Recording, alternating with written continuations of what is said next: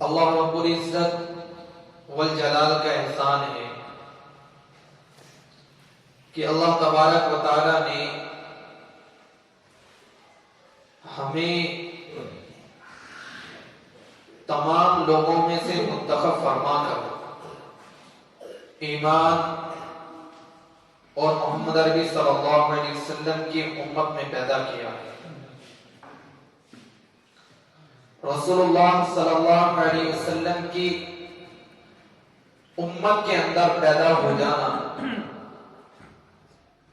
یہ میں یہ سمجھتا ہوں کہ بہت بڑی بات ہے، کیونکہ ہمارے اعمال، ہماری نیکیاں اس قابل نہیں ہیں کہ ہم اللہ تعالیٰ کے عذاب سے بچ سکیں، مشکلات اور پریشانیوں سے بچ سکیں۔ یہ صدقہ ہے محمد عربی صلی اللہ علیہ وسلم کا اور ان کی دعاؤں کا۔ پہلی امتیں جو ہوتی تھی وہ جب گناہ کرتی تھی تو اللہ کی طرف سے پیغام آتا تھا کہ آپ یہ گناہ نہ کرو۔ نبی ڈراتے تھے، جو لوگ مان جاتے تھے وہ بچ جاتے تھے، جو نہیں مانتے تھے ان پر فوراً اللہ کا عذاب نازل ہو جاتا ہے۔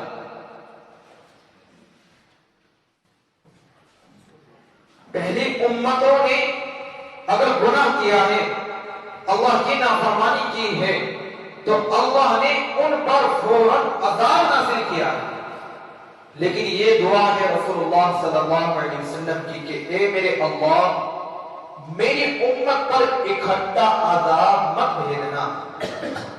اور اللہ تعالیٰ نے اپنے محبوب کی اس دعا کو قبول کیا۔ میرے عزیزوں اور پیاروں،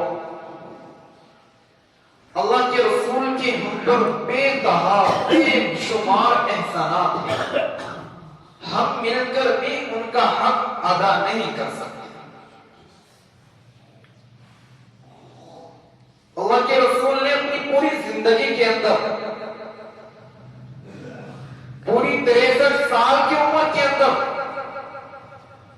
اللہ سے اپنے لیے کچھ نہیں مانگا۔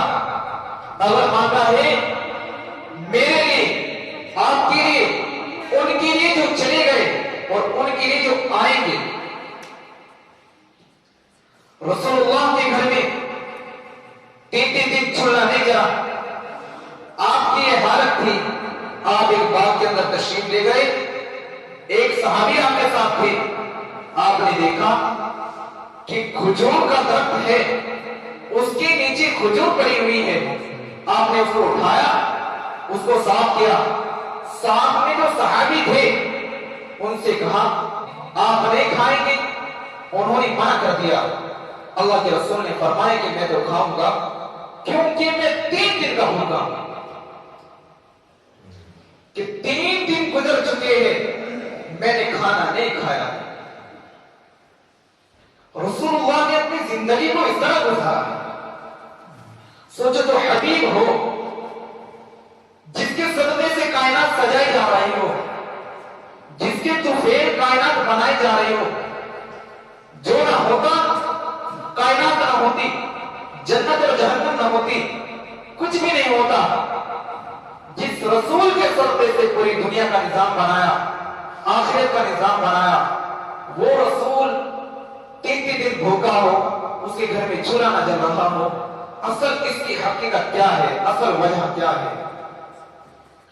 رسول اللہ صلی اللہ علیہ وسلم اپنی امت کو، جوانوں کو، بوڑھوں کو، عورتوں کو یہ پیغام دینا چاہتے تھے کہ اگر میں پوری زندگی خوشی میں گزاروں، میرے پاس ایمان نہ ہو، اللہ کی اتباع نہ ہو، تو میں اللہ کی مان سے بچ نہیں سکتا۔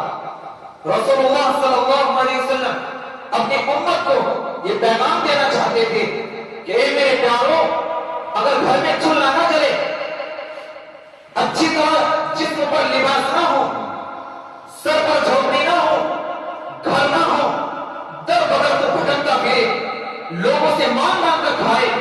لیکن اگر تیری زندگی میں ایمان ہے، تو رسول اللہ صلی اللہ علیہ وسلم کی اتباع کرتا ہے، تو بیکار نہیں ہے، تو قیمتی ہے۔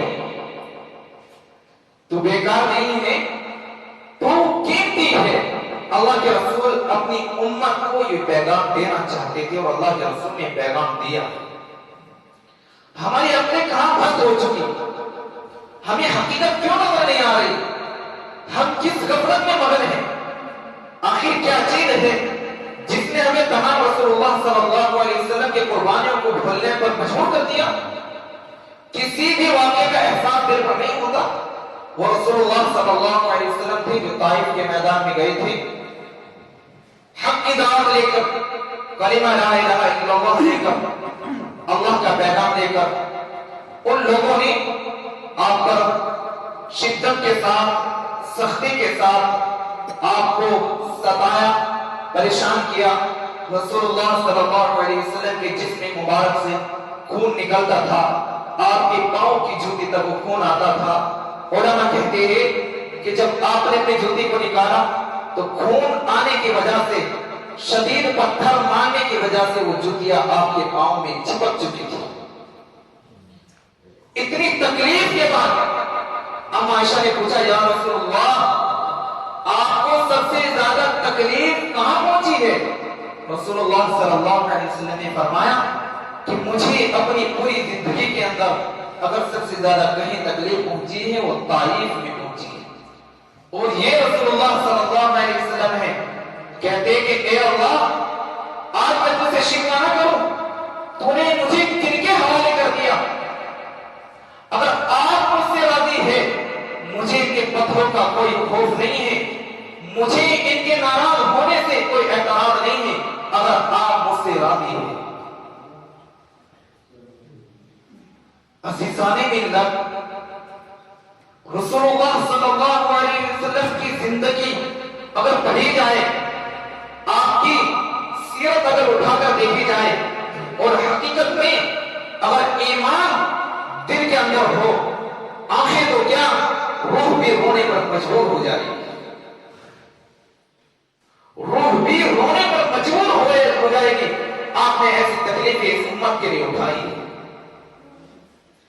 رسول اللہ صلی اللہ علیہ وسلم جب اس دنیا سے جا رہے تھے، آپ کے قریب فاطمہ تھی، اما عائشہ تھی، آپ کی روح جسم مبارک سے نکل رہی تھی۔ آپ کی لبوں پر اس وقت یہ بات نہیں تھی کہ اے اللہ، فاطمہ کی پریشانی کو دور کر دے، اے اللہ میرے بعد عائشہ کی حفاظت کرنا، یہ لفظ آپ کے زبان پر نہیں تھی۔ آخری وقت میں اللہ کے رسول صلی اللہ علیہ وسلم کی زبان مبارک پر یہ الفاظ تھے، ربی حبلی امتی، ربی حبلی امتی۔ فاطمہ کہتی ہے، جب میرے ابو کی زبان بند ہو گئی، آپ کے آواز آنی بند ہو گئی، میں نے اپنے کان آپ کے سینے پر لگایا۔ جب میں نے کان سینے پر لگایا تو ایک ہی آواز آ رہی تھی، ربی حبلی امتی، ربی حبلی امتی۔ دنیا سے گئے، کیا کہہ کر گئے؟ ربی حبلی امتی۔ ترجمہ کیا ہے؟ اے اللہ میری امت کو معاف کر دے۔ مسجد نبی کے اندر بیٹھے ہیں، اداس ہے، چہرے پر اداسی۔ اللہ نے بولا جبرائیل کو اتارا، اے جبرائیل میرے محبوب کو پوچھ کر آؤ، کیا تکلیف ہے، کس چیز کا خوف ہے، کس چیز نے آپ کو مایوس کیا ہے؟ جبرائیل آئے، رسول اللہ صلی اللہ علیہ وسلم سے معلوم کیا، اے اللہ کے رسول، آپ کو کس چیز کا خوف ہے، آپ کیوں اداس ہے؟ رسول اللہ صلی اللہ علیہ وسلم نے فرمایا، مجھے اپنی امت کا غم ہے۔ جبرائیل واپس اللہ کے پاس گئے، اللہ کو کہا کہ اے اللہ، نبی اس بات پر پریشان ہے کہ مجھے اپنی امت کا غم ہے۔ اللہ نے پیغام بھجوایا، جب حبیب سے کہہ دو کہ ہم آپ کو آپ کی امت کے متعلق خوش کر دیں گے۔ جبرائیل واپس آئے، رسول اللہ صلی اللہ علیہ وسلم کو ساری بات بتائی تو اللہ کے رسول نے جواب میں کیا کہا؟ یوں کہا کہ اے جبرائیل، مجھے خوشی اس وقت ہوگی جب میری پوری امت جنت کے اندر چلی جائے گی۔ अगर उम्मत का हाल देखा जाए, उम्मत का हाल, उम्मत की कैफियत बदतर से बदतर हो चुकी है। उम्मत की कैफियत बदतर से बदतर हो चुकी है। जिन्होंने नबी को कत्ल करने के मंसूबे बनाए, ये बात खतरनाक नहीं है? जो नबी को मारने की साजिशें बना रहे हैं, हम आज उन्हीं के नफ्स गलत पर चल रहे हैं। क्या ये हमारी बेवकूफी नहीं है? बताओ ये कहां का तरीका है जिसके सदमे में कायनात सजाई जा रही हो और उसे मारने की साजिशें बनाई जा रही हो। मैं और आप उनके नक्शे कदम पर चल रहे हैं, तो बताओ हमारी मोहब्बत कहां चली गई, हमारी गैरत कहां चली गई? क्या ये मोमिन की निशानी है? क्या ईमान वालों की कैफियत है? हरगिज़ ऐसी कैफियत नहीं है। जिसे अल्लाह कह रहा हो वद्दुहा वल्लैलि इज़ा सजा, ए नबी तेरी जुल्फों की कसम, ए नबी तेरे मुबारक चेहरे की कसम। अल्लाह ताला ने मूसा से आवाज लगाई, मूसा ने दौड़ लगाई और अल्लाह के पास पहुंचे। अल्लाह ताला ने मूसा से पूछा कि ए मूसा क्यों दौड़ लगाई? मूसा ने जवाब में यूं कहा कि ए अल्लाह, जब शहंशाह बुलाए और गुलाम दौड़ कर जाए तो मालिक खुश होता है, मैंने इसलिए दौड़ लगाई। मूसा अल्लाह के नबी क्या कह रहे? ए अल्लाह, मैंने दौड़ इसलिए लगाई आप राजी हो जाए। मैं और आप नमाज क्यों पढ़ रहे हैं? अल्लाह राजी हो जाए। इबादत क्यों कर रहे हैं? अल्लाह राजी हो जाए। लेकिन सुनो अल्लाह रसूल से क्या कह रहा है, मोहम्मद सल्लल्लाहु अलैहि वसल्लम से क्या कह रहा है? ए नबी मुझे तुझे राजी करना है। ए नबी मुझे तुझे राजी करना है। जिसकी सुन्नतों की हमने जनाजे निकाले हुए हैं, जिसके नक्शे कदम से हम मर चुके हैं, बिखर चुके हैं, जिसको हमने पामाल कर दिया, फरामोश कर दिया, जिसके नक्शे कदम पर चलने से कामयाबी मिल रही हो, अल्लाह उससे कह रहा है कि ए नबी मुझे तुझे राजी करना है। जिसको मोहब्बत से पुकारा गया हो, एहतराम से पुकारा हो, या अय्युहन नबी या अय्युहर रसूल वक़ीलिही या रब्बी इन्न हाउलाइ क़ौमुन ला युमिनून, जिसके कौम की, जिसके शहर की अल्लाह ने कसम उठाई हो, हमने उसी की सुन्नतों के जनाजे निकाल दी। भाइयों, ये बहुत बड़ी गफलत है, बहुत बड़ी कोताही है। खुदा की कसम हम बहुत बड़ी गुमराही के अंदर पहुंच चुके हैं। आज बिल्कुल भी एहसास नहीं है रसूलुल्लाह सल्लल्लाहु अलैहि वसल्लम की सुन्नतों को कज़ा होने का। आखिर हमारा ईमान कहां पहुंच गया? क्या हम मुसलमान नहीं है? मेरे और यहूदी के अंदर क्या फर्क है? जबकि यहूदी भी रसूलुल्लाह के तरीके से हटा हुआ है, मैं भी पूरा उस तरीके से हटा हुआ हूं, तो मैं कहां का मुसलमान हूं? मुझे मुसलमान क्यों कहा जा रहा है? मेरी दाढ़ी रसूलुल्लाह के मुताबिक नहीं, मेरा लिबास रसूलुल्लाह के मुताबिक नहीं, खाना मेरा रसूलुल्लाह के मुताबिक नहीं, तो मैं मुसलमान क्यों अपने को कह रहा हूं? क्या मैं मुसलमान हूं? है रसूलुल्लाह सल्लल्लाहु अलैहि वसल्लम ने चारपाई की बगल भरी। अम्मा आयशा कहने लगी, या रसूलुल्लाह क्यों चारपाई की बगल भरते हो? रसूलुल्लाह सल्लल्लाहु अलैहि वसल्लम की आंखों से आंसू निकल रहे हैं। अम्मा आयशा कहने लगी, या रसूलुल्लाह क्या बात है? अल्लाह के रसूल ने फरमाया, आयशा मुझे भूख लगी है, आयशा मुझे भूख लगी है, चारपाई की बगल इसलिए भर रहा हूं ताकि जब पेट के अंदर भूख की शिद्दत है वो दब जाए, खत्म हो जाए। अम्मा आयशा कहने लगी, या रसूलुल्लाह आपको खाना पेश करो?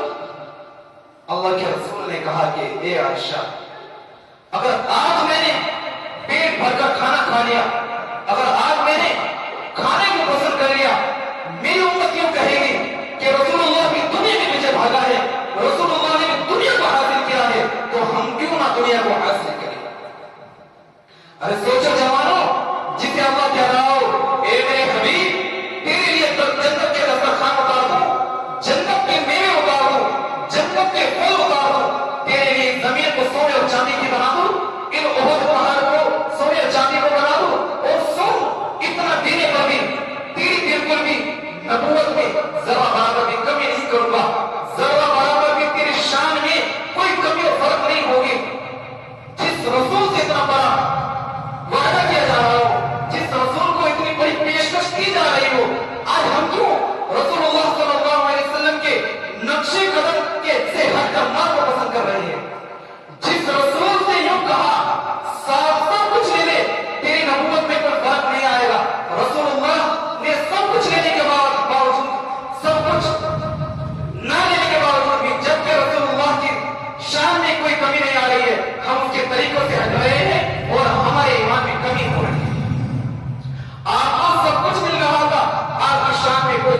رہی تھی، ہم سب کچھ لے رہے ہیں اور ہماری شان میں کمی آ رہی ہے، ہمارا ایمان کمزور ہوتا جا رہا ہے اور ہمیں رسول اللہ صلی اللہ علیہ وسلم کے نقش قدم سے ہٹا جا رہا ہے۔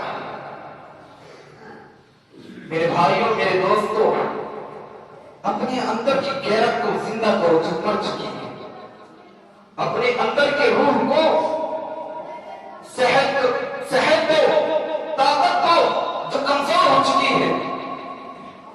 ہمارے صحابہ کے سامنے تو سنتوں کے جنازے نکلتے تھے، صحابہ پر خوف طاری ہو جاتا تھا، صحابہ بے بس ہو جاتے تھے،